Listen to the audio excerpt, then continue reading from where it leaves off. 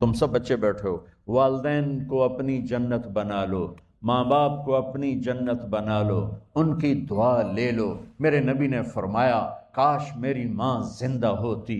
ماں کا خاص طور پر منشن کیا، میری ماں کیوں کہ باپ کو تو دیکھا ہی نہیں اور ماں کو دیکھا ہے 6 سال۔ میری ماں زندہ ہوتی اور میں عشاء کی نماز کے مصلی پہ کھڑا ہوتا اور میرے گھر سے میری ماں کہتی محمد، تو میں ماں کے لیے نماز توڑ دیتا۔ میرا نبی کہہ رہا ہے۔ اور جب آپ حج پہ تشریف لے گئے اور ابوا کے میدان سے گزرے جہاں میرے نبی کی والدہ کا انتقال ہوا تھا، اس بات کو 57 سال گزر چکے ہیں۔ 6 برس کی عمر میں مدینہ سے نکلے 3 افراد، میرے نبی کی ماں، میرے نبی کے والد کی باندی ام ایمن، وہ بھی ماں ہیں، انہوں نے بھی دودھ پلایا تھا میرے نبی کو۔ 2 مائیں ہیں، ایک دودھ پلانے والی، ایک پیدا کرنے والی، اور ایک میرے نبی ہیں۔ جب ابوا کے پہاڑوں میں پہنچے تو اچانک ہارٹ اٹیک سے حضرت آمنہ 25 سال کی عمر میں انتقال فرما گئیں، اور میرے نبی نے اتنا اس کا غم لیا۔ 6 سال کا بچہ، میں سن 2000 میں وہاں گیا تھا، میرے آنسوں نہیں رکنے کو آ رہے تھے۔ کہاں میرے نبی کی ماں کو اللہ نے اٹھایا، نہ کوئی آسرا، نہ کوئی سہارا، نہ کوئی رشتہ، نہ کوئی جھولی، نہ کوئی چھاؤں، ایسے تنہا یتیم کر دی۔ جب ان کو پتھروں میں دبا کے نیچے اترے، ام ایمن کو سے ہاتھ چھڑا کر بھاگے اور اوپر پہاڑی پہ چڑھ گئے۔ جب ام ایمن پیچھے گئیں تو ام ایمن نے کیا دیکھا کہ ابوا کے پہاڑ بھی رو رہے ہوں گے، آپ ماں کی قبر کو چمٹ کے ایسے اوپر لیٹے ہوئے تھے، قبر کو پکڑا ہوا تھا، اوپر لیٹے ہوئے تھے۔ جب ام ایمن قریب آئیں تو سنا آپ کہہ رہے تھے اماں جی، آپ کو تو پتا تھا آپ کے سوا میرا کوئی نہ تھا، آپ مجھے چھوڑ کے کہاں چلی گئی، کیوں چلی گئی؟ 6 سال کا بچہ پہلی موت دیکھ رہا ہے تو ان کو سمجھ میں نہیں آ رہا کہ میری ماں کے ساتھ ہوا کیا ہے۔ ام ایمن نے اٹھانا چاہا، آپ نے اٹھنے سے انکار کر دیا۔ اس صدمے کو سینے میں لیے ہوئے 57 سال کے بعد، 7ویں دن بندہ رو نہیں سکتا، رونا ہی چاہے تو رونا نہیں آمدا، 57 سال کے بعد آپ اس وادی سے گزرے، آپ نے اونٹنی کو ماں کی قبر کی طرف موڑ دیا، اور ان پلرز کو 3 گنا کرو تو وہ پہاڑ بنتا ہے، چھوٹی پہاڑی تھی۔ اونٹنی کو نیچے بٹھایا، اوپر پہاڑ پر گئے، اور یہ مجھے دیکھو، یوں آپ نے گھٹنے کھڑے کیے ماں کی قبر کے سرانے، اور یہ ہاتھ یہاں رکھے اور پھر سر دیا اپنے گھٹنوں میں یوں، پھر رونا شروع کیا۔ اتنا روئے، اپریل کا مہینہ تھا، دھوپ سر پہ پڑ رہی تھی، ہم تو ٹھنڈی دھوپ میں بیٹھے ہیں، شدید دھوپ میں بیٹھے تھے، اور اس کنڈیشن میں یہ بچوں کا سٹائل ہوتا ہے، جب لمبا رونا ہو تو وہ یوں بیٹھتے ہیں سر اندر دے کر۔ اتنا روئے کہ آپ کی داڑھی ساری آنسوں سے بھر گئی، سینہ تر ہو گیا، احرام تر ہو گیا، اور کئی گھنٹے بیٹھ کے روتے رہے۔ 2 جہان کے سردار ہو کر تمنا کر رہے ہیں کاش اماں تو زندہ ہوتی، تو مجھے کہتی محمد میں تیرے لیے نماز توڑ دیتا۔ اور میرے نبی نے، یہ بچیاں غور سے سنو، میرے نبی سے پوچھا گیا یا رسول اللہ قیامت کب آئے گی؟ آپ نے فرمایا یہ تو اللہ کو پتہ ہے۔ نے کہا یا رسول اللہ کوئی نشانی بتا دیں؟ تو آپ نے فرمایا جب بچیاں ماؤں کو ذلیل کریں گی تو قیامت آ جائے۔ جب بیٹیاں ماؤں کے ساتھ بدتمیزی کریں گی اور ماؤں کو ذلیل کریں گی تو قیامت آ جائے۔ ایک ماں بیٹی کو میں بھول نہیں سکتا، ماں کے موٹے موٹے آنسو گر رہے تھے، اور بیٹی ماں سے کہہ رہی تھی بھوک نہیں، ہماری اپنی پنجابی زبان، بھوک نہیں، یہ تو ہم نوکر کو کہتے ہوئے ڈرتے ہیں، وہ ماں سے کہہ رہی تھی بھوک نہیں، یعنی بکواس نہ کر، رو کے چپ، صرف آنسو اس کے گر رہے تھے ایسے۔ شاید وہ یاد کر رہی تھی کہ 9 مہینے کیسے اس کو میں نے پیٹ میں پالا، جنتے ہوئے کتنی تکلیفوں سے گزری، اور اس کو دودھ پلاتے ہوئے کتنی راتیں میں نے کاٹ کاٹ کے گزاری، اور اس کے پیشاب دھوتے ہوئے کتنی دفعہ میں سردی میں ٹھٹھری، اور آج یہ مجھے کہہ رہی ہے بھوک نہیں۔ اس لیے میرے نبی نے فرمایا جس نے ماں باپ کو دکھ دیا، سنو غور سے بچوں سارے سنو، جس نے ماں باپ کو دکھ دیا اس پہ اللہ کی لعنت، اس پہ فرشتوں کی لعنت، اس پہ زمین آسمان کی لعنت، نہ ان کی نماز قبول ہے، نہ روزہ قبول ہے، نہ صدقہ قبول ہے۔ میرے نبی کی زندگی کا دوسرا روپ حقوق العباد، نماز حقوق اللہ میں آ جاتی ہے، میں حقوق العباد کی تھوڑی سی وضاحت کر رہا ہوں۔ ماں باپ زندہ ہیں تو دعا لے لو۔ والدین سے کہتا ہوں بچوں کو عزت دو، جہاں اولاد ماں باپ کے حقوق ہیں وہاں اولاد کے حقوق ہیں، اولاد کو عزت دو، اولاد کو عزت دو، اولاد کو عزت دو۔ بہت سی اولاد کی نافرمانی کا ذریعہ ماں باپ بن رہے ہیں، سختی کر کے، زبردستی کر کے اور ٹھونس کر چیزیں نوکروں کی طرح سلوک کر کے۔ میرے نبی کے گھر میں جب بیٹی فاطمہ ملنے کے لیے آتی تھیں تو میرے نبی بیٹھے نہیں رہتے تھے، اب چیئر پہ بیٹھے ہوئے بی بی فاطمہ آ گئی، اب زمین پہ بیٹھے ہوئے ہیں بیٹی آ گئی، اب چارپائی پہ لیٹے ہوئے ہیں بیٹی آ گئی۔ میرے نبی کیا کرتے تھے؟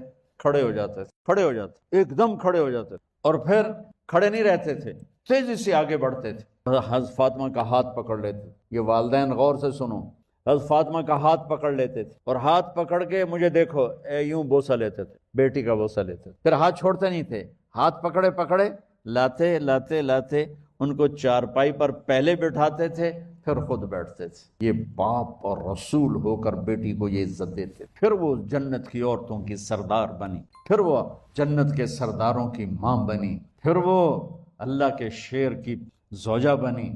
تو والدین سے کہتا ہوں کہ اپنے بچوں کو عزت دو، عزت دو، عزت دو، عزت دو۔ پھر آپ سے زندگی کے بڑے فیصلے ہیں شادی۔ آپ لوگ اکٹھے پڑھتے ہو لڑکے لڑکیاں، اپنی شادی کے فیصلے خود نہ کرو، اپنے ماں باپ کے حوالے کرو۔ اس میں شرافت بھی ہے، اس میں برکت بھی ہے، اس میں رحمت بھی ہے، اور اس میں والدین کی دعائیں بھی ہیں۔ کورٹ میرج کو ہوا نہ دو، boy friend girl friend culture ہمارا نہیں ہے۔ میرے نبی کے طریقے میں مرد اور عورت کا صرف نکاح سے تعلق ہے، اس کے علاوہ سب جہنم کی آگ ہے۔ اور والدین سے کہتا ہوں کہ اپنے بچوں سے پوچھ کے رشتے کرو، زبردستی مت کرو۔ میرا معاشرہ بہت سنگین قسم کے جرم کا شکار ہے، بچوں پہ مسلط کر دیتے ہیں، ایتھے ہی کرنی ہے، جٹاں چی کرنی ہے، بٹاں چی کرنی، پتہ نہیں آئے کتوں جٹ بٹ۔ چلو تم ناراض نہ ہو، راجپوتاں چی کرنی، میں راجپوت ہوں، میں اپنی قوم کو بھی رگڑ دیتا ہوں، راجپوتاں چی کرنی، اگاں کرنی ہی کوئی نہیں۔ یہ ظلم و ستم اولاد پہ مت کرو، اپنی بچی سے پوچھو، اگر بیٹی ہاں کرے تو پھر قدم اٹھاؤ، اگر بیٹی کہہ دے میں نہیں کرنا چاہتی تو وہ نافرمان نہیں ہے۔ اللہ کے واسطے میری سنو، صرف تم نہیں سن رہے ہو، اس کیمرے سے لاکھوں کروڑوں لوگ سن رہے ہیں۔ اگر بیٹا یوں کہہ دے کہ ابا میں نے یہاں شادی نہیں کرنی، میرا جی نہیں چاہتا ہے، تو وہ بیٹا نافرمان نہیں ہے، فرما بردار ہے، اس نے شریعت کا حق استعمال کیا ہے۔ اب ایسا ظلم مت کرو کہ نہیں اتھے ہی کرنی ہے، اتھے گھروں نکل جا۔ زندگی تم نے تو نہیں گزارنی، زندگی تو بچے نے گزارنی۔ میں قربان جاؤں، ایک حدیث سنو پہلے، پھر اگلی بات سنو۔ ما تزوجت وما زوجت الا بوحی من السماء نزل به جبریل۔ لوگو سنو، میں نے جہاں شادی کی، میں نے جہاں بیٹی کی شادی کی، پہلے آسمان سے جبریل فرشتہ اللہ کا حکم لے کر آیا، پھر میں نے قدم اٹھایا۔ سمجھ گئے میری یہ بات سمجھ گئے سارے؟ اب اگلی سنو، حضرت علی فاطمہ کا رشتہ لینے آ گئے، اور جبریل ان سے پہلے آ گیا کہ یا رسول اللہ فاطمہ علی کے لیے ہے، باپ محمد مصطفیٰ جیسا ہے، رشتہ مانگنے والا علی جیسا ہے، اور بیٹی فاطمہ جیسی ہے۔ آپ پوچھتے ہیں علی کیسے آئے؟ وہ شرم کی وجہ سے کچھ کہہ نہ سکے۔ آپ کو تو پتا تھا، آپ نے فرمایا فاطمہ کے رشتے کے لیے آئے ہو؟ کہا جی۔ تو جبریل تنال بیٹھا ہوا ہے کہ یا رسول اللہ اتھے ہی کرنا ہے۔ آپ نے ہاں نہیں کی، آپ نے کہا انشاءاللہ، اور یہ کہہ کر اٹھ گئے۔ انشاءاللہ نبی کا ہاں ہی ہوتا ہے، لیکن جبریل کے آنے کے باوجود اور اللہ کے کہنے کے باوجود میرے نبی کو بھی پتا ہے کہ یہ رشتہ یہاں کاتب تقدیر نے لکھ دیا ہے، لیکن امت کو سبق سکھانے کے لیے آپ گھر تشریف لے گئے۔ بیٹی فاطمہ کہ جی یا رسول اللہ، کہا علی کا رشتہ آیا ہے، میں ہاں کر دوں؟ میں اپنے دیہاتی بچیوں پہ مجھے رونا کہ جنہیں پتہ ہی نہیں ہوتا سانو کہیں دنال بندے پہ جانور ہے یا انسان ہے۔ علی جیسا داماد، چلو علی کو چھوڑو، فاطمہ کو چھوڑو، جبریل آیا بیٹھا ہے، جبریل آیا بیٹھا ہے۔ اس کے بعد فاطمہ سے پوچھنے کی کیا بات ہے؟ جبریل آ کر کہہ رہا یا رسول اللہ، اللہ کہہ رہا ہے فاطمہ علی کے لیے ہے اور علی فاطمہ کے لیے ہے، اور پھر آپ کہتے ہیں بیٹی فاطمہ ہاں کر دو؟ ہماری تو آج کی بیٹیاں انکار نہیں کرتی، چپ کر کے گاں ماج طرح بن چھڑ دن قلعے نال۔ کوئی ان کے اندر کے جذبات کو سننے والا کوئی نہیں ہوتا، اپنی انانیت پر فیصلے کرتے ہیں۔ اور میرا نبی کہہ رہا بیٹی ہاں کر دو۔ آپ کا کیا خیال ہے فاطمہ نے انکار کرنا تھا؟ یہ تو یہ بیٹیاں نہیں انکار کرتی تو فاطمہ نے کہاں کرنا تھا؟ لیکن یہ سبق دینا تھا ان والدین کو جو نادانی میں نادانی کے فیصلے کر کے اولاد کو ہمیشہ ٹھنڈی آگ میں دھکا دے دیتے ہیں۔ حضرت فاطمہ رضی اللہ تعالیٰ عنہا نے جب ہاں کی پھر آپ باہر نکلے۔ اچھا مزے کا واقعہ ہو، حضرت علی اٹھ کے باہر نکلے تو صحابہ باہر کھڑے انتظار کر رہے تھے کہ کیا ہوا۔ حضرت علی کو بھیجنے والے تھے عبد الرحمن بن عوف۔ پہلے ابو بکر گئے تو آپ نے انکار کر دیا، عمر گئے رشتہ مانگا، آپ نے انکار کر دیا۔ عبد الرحمن بن عوف نے علی سے کہا آپ جائیں، آپ کا رشتہ رد نہیں ہوگا۔ کہنے لگے میرا تو ذاتی گھر بھی کوئی نہیں، مجھے کہاں سے رشتہ ملے گا، میں تو بالکل غریب ہوں۔ کہ نہیں تم جاؤ۔ تو واپس آتے انہوں نے عبد الرحمن بن عوف پہ چڑھائی کر دی، ویکھیا ہے نا تو میں نے گلے آئی، انکار ہو گیا۔ تو صحابہ نے پوچھا کیا ہوا؟ کہا کچھ کہا ہی نہیں، چپ کر کے اٹھ گئے۔ تو عبد الرحمن بن عوف کہنے لگے کچھ بولے صحیح، کہ بس اتنا کہا انشاءاللہ، کہا تو مبارک ہو، نبی کا انشاءاللہ ہاں ہوتا ہے۔ تو اتنے میں آپ باہر تشریف لے، کہا علی جی کہو بلاؤ، لوگوں کو بلاؤ۔ سوری مسجد بھر گئی، آپ کی سوری مسجد فل ہو گئی۔ آپ ممبر پہ کھڑے ہوئے علی کو سامنے بٹھایا، کہا لوگو یہ جبریل میرے پاس اللہ کا پیغام لائے ہیں کہ میں فاطمہ بنت محمد کا نکاح علی بن ابی طالب کے ساتھ کر دوں۔ پھر آپ نے خطبہ پڑھا اور کہا کہ علی میں نے فاطمہ بنت محمد کو 400 درہم مہر کے عوض تیرے نکاح میں دیا، تو نے قبول کیا؟ حضرت علی نے زور سے نعرہ لگایا میں نے قبول کیا، اور سجدے میں چلے گئے، اللہ کا شکر کا سجدہ ادا کیا۔ پھر میرے نبی نے وہیں سارے مجمع کو شہد کا شربت پلایا اور تازہ کھجوریں کھلائیں۔ اور پھر جب رخصتی ہوئی تو آپ نے حضرت علی سے فرمایا کہ آپ آ کے لے جاؤ۔ پھر آپ نے حضرت ام سلمہ، حضرت حفصہ اور جناب حضرت عائشہ رضی اللہ تعالیٰ عنہ، ان تینوں کو بلا کر فرمایا تمہیں پتہ ہے نا مجھے فاطمہ سے کتنا پیار ہے، تو تم فاطمہ کو دلہن بناؤ، کی تیاری کرواؤ، اسے دلہن بناؤ۔ تو ان تینوں نے حضرت فاطمہ کو دلہن بنایا۔ پھر آپ نے حضرت علی کو پیغام بھجوایا، وہ تشریف لائے، اپنی اونٹنی لے کر آئے، حضرت عقیل ساتھ ہے، سلمان فارسی ساتھ ہے، اور دروازے پر اونٹنی بٹھائی، آپ علی کو اندر لے گئے اور یوں فاطمہ کا ہاتھ پکڑ کے علی کے ہاتھ میں دے کر فرمایا علی تمہیں نبی کی بیٹی مبارک۔ پھر آپ نے کہا میری بیٹی فاطمہ، مجھے اپنے خاندان میں جو سب سے زیادہ محبوب تھا میں نے تیرا ہاتھ اس کے ہاتھ میں دے دیا ہے۔ والدین سے کہتا ہوں اپنے نبی کی زندگی پڑھو۔ میرا درد ہے کہ ہماری ثقافت میں اسلام داخل نہیں ہوا، ہمارے عبادت میں اسلام آ گیا۔ بہت سارا مجمع مرد عورتوں کا نمازی ہے، حاجی ہے، عمرے کرتے ہیں، لیکن ثقافت میں نبوت کی جھلک دکھائی دے، ثقافت میں اللہ کا نبی دکھائی دے، وہ نہیں ہے۔ زندگی بیت گئی اس انتظار میں، مدت سے لگ رہی تھی لب بام ٹک ٹکی، تھک تھک کے گر گئی نگہ انتظار آج، پتہ نہیں کب صبح ہوگی۔ چلو کہتے تو جائیں مجھے ہے اگرچہ بت ہیں جماعت کی آستینوں میں، مجھے ہے حکم اذان لا الہ الا اللہ۔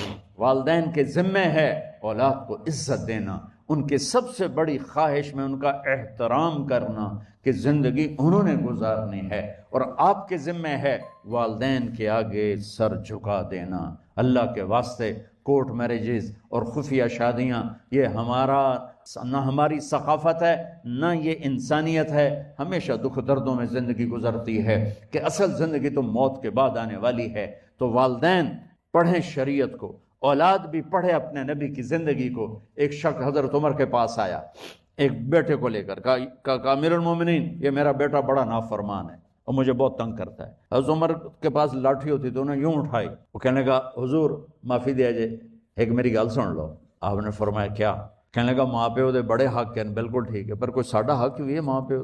آپ نے کہا ہاں۔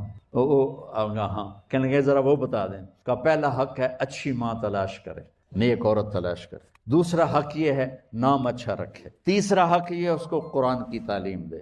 کہا جی پھر سن لو حضرت جی، میرے پیو کو پوچھو اس حبشی عورت نال شادی کر کے مینوں حبشی ماں دیتی، انہوں کوئی عرب ماں ہی نہیں لتی، میرا پہلا حق اس مارا ہے۔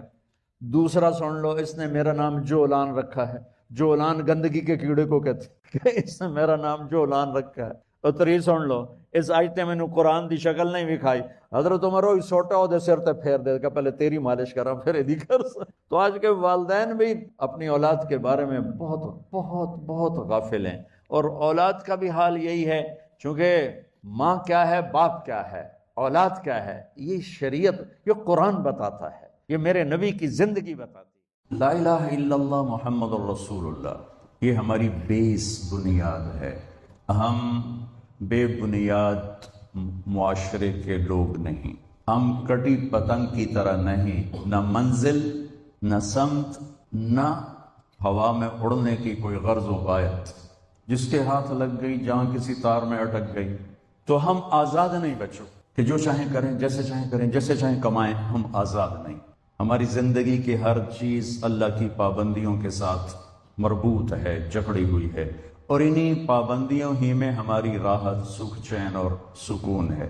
اس وقت دنیا مادی لحاظ سے اتنی ترقی کر چکی ہے، خوبصورت ہو چکی ہے، لیکن لوگوں کے مسائل اتنے ہی بڑھ چکے ہیں، پریشانیاں بھی ہیں، ٹینشن بھی ہے۔ 98 آج سے 20 سال پہلے میں 4 مہینے کے لیے امریکہ گیا تھا جماعت میں، تو یہاں قریب گاؤں ہے ادھر ملت روڈ پر دھنولا، وہاں کے ایک تھے ڈاکٹر یوسف صاحب، وہ پورے یہ چلڈرن وارڈ کے وہ تھے، ہیڈ تھے وہ، تو وہ انہیں پتہ چلا تو ملنے آ گئے، تو باتوں باتوں میں کہنے لگے کہ ڈپریشن کی کئی کمپنیاں میڈیسن بناتی، ایک کمپنی کا میڈیکل ریپ انہیں بتا رہا تھا کہ صرف ہماری کمپنی کی جو ٹیبلٹ ہے ایک، وہ 13 خرب ڈالر کی کینیڈا امریکہ میں 1 سال میں فروخت ہوئی ہے۔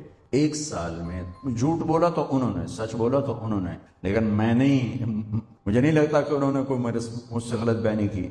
13 خرب ڈالر کی ایک ٹیبلٹ ایک کمپنی کی امریکہ اور کینیڈا میں استعمال ہوئی، جو دنیا کے سب سے زیادہ ترقی یافتہ ملک ہیں۔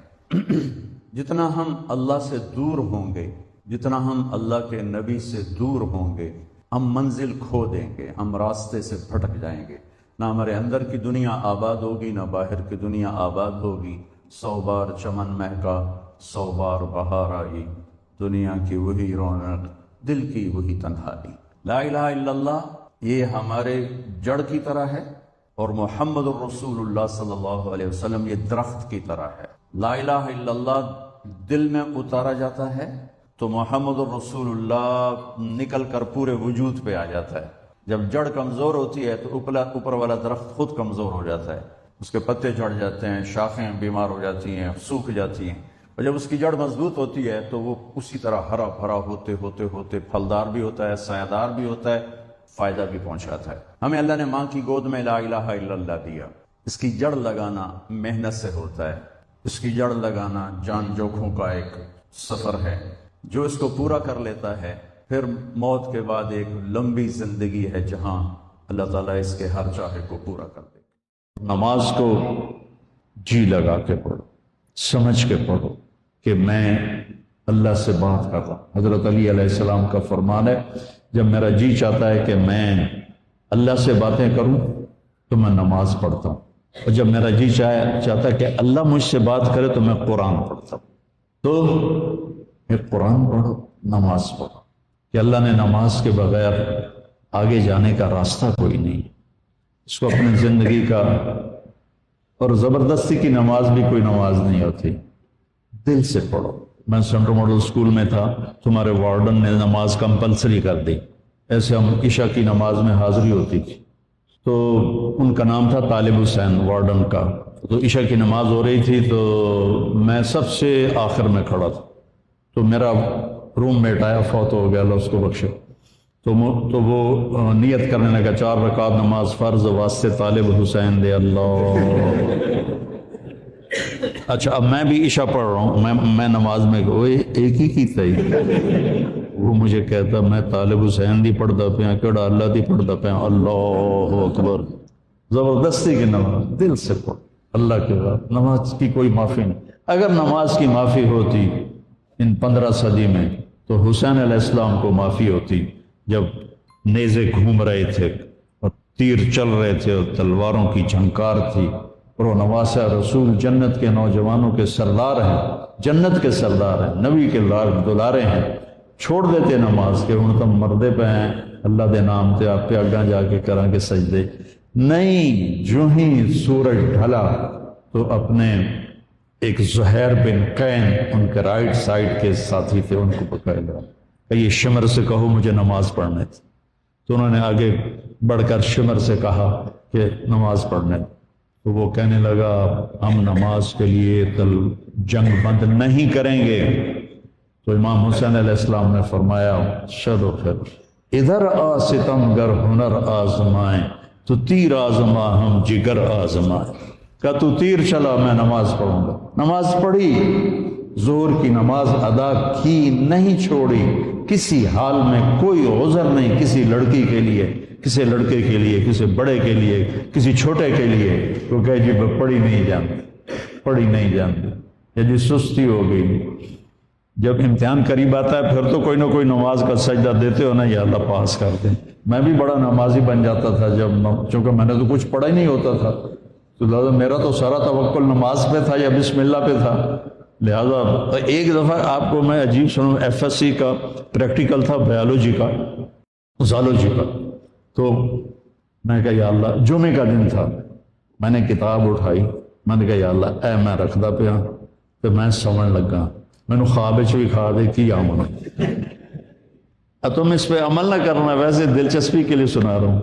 میں نے تھوڑی دیر بعد خواب دیکھا کہ میں ٹیبل پہ, چیئر پہ ہوں, سامنے ٹیبل ہے, تو خرگوش سامنے لا کے رکھے جا رہے ہیں, لڑکوں کے خرگوش. اس طرف سے ایک پروفیسر آتے ہیں جو سفید شرٹ سلیو لیس اور سفید پینٹ ہے, اور آ کر وہ کہتے ہیں ریبٹ کی ڈسیکشن کر کے اس کا ڈائجسٹو سسٹم وہ ذرا دکھاؤ ہمیں. اور اس کے بعد 4 سوال اور تھے, اور اس کے بعد تھا کوئی 5 ہو گئے نا, تو کوئی سے 3 سوال حل کریں. میں جناب آنکھ کھلی, میں کتاب چاہی, میں نے کھولا, پہلے صحیح انہوں پڑھیا, اس کے بعد پھر وہ جو سوال تھے مجھے یاد تھے, میں نے وہ پڑھے. جب میں گیا پریکٹیکل کے لیے تو پہلے خرگوش آ گئے. میں کہہ لیا بھائی پہلا کام تھا اللہ نے پورا کر دیا, میں بھی تیار ہو گیا. لے بھائی ڈسیکشن سیٹ میرے پاس پڑا ہوا تھا, اور وہ ڈائجسٹو سسٹم سارا میں رٹا لا لیا ہے. اس کے بعد 4 سوال آئے, ان 4 میں 3 سوال وہ تھے جو میں نے خواب میں دیکھے تھے, ایک آؤٹ آف خواب تھا. میرے اللہ نے میرا پیپر لیک کر دیا, مجھے بتا دیا. نماز بہت اعلیٰ چیز ہے بیٹا. جی نہ چلا, کچھ مراسی تھے نماز نہیں پڑھتے تھے, تو مولوی صاحب روز ہم کہتے اوے نامرادو نماز پڑھی کرو. وہ کہتے جی پڑھی نہیں جانتے.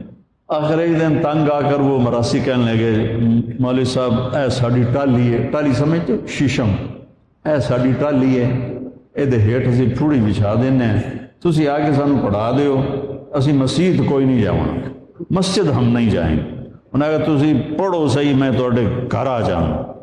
تو مولانا صاحب ان کے گھر پہنچ گئے, انہوں نے نیچے چٹائی بچھائی, ان سے پوچھا وضو عمدہ ہی نہیں ہے کہ کوئی نہ, ان کو وضو کرایا.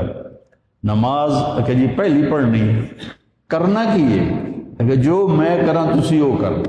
انہیں کہا جی گل ہی کوئی نہیں, تسی ساڈے سامنے کھلوتے ہو تو انہوں ویک ویک کے کیتی جاؤں گے. ان کا اللہ اکبر, ان کا اللہ اکبر. ابھی سورت فاتحہ چل رہی تھی کہ اوپر سے ایک بھیڑ گرا ٹالی سے, اور مولوی صاحب کے ادھر کالر سے نیچے کمر پہ چڑھ گیا. مولوی صاحب نے ایسے ایسے کیا, میراسی میں انجن کی تھا. مولوی صاحب نے کہا اوے حالے ہو, میراسی بولے اوے حالے ہو. مولوی صاحب نے کہا میں مر گیا, انہوں نے کہا میں مر گیا. مولوی صاحب نے کرتا اتارا, میراسیوں نے کرتا اتارا. سامنے پانی کا ٹیوب ویل تھا, انہوں نے اس میں جا کے چھلانگ لگائی, پیچھے میراسیوں نے چھلانگ لگائی, اور ایک میراسی کہنے لگا مولوی صاحب ہوں سلام نہ پھیرے جے سانو نال امن دیا جائے. تو ایسی نمازیں نہ پڑھو, دل جان سے نماز پڑھو. نماز کے بغیر زندگی کا کوئی مزہ نہیں ہے.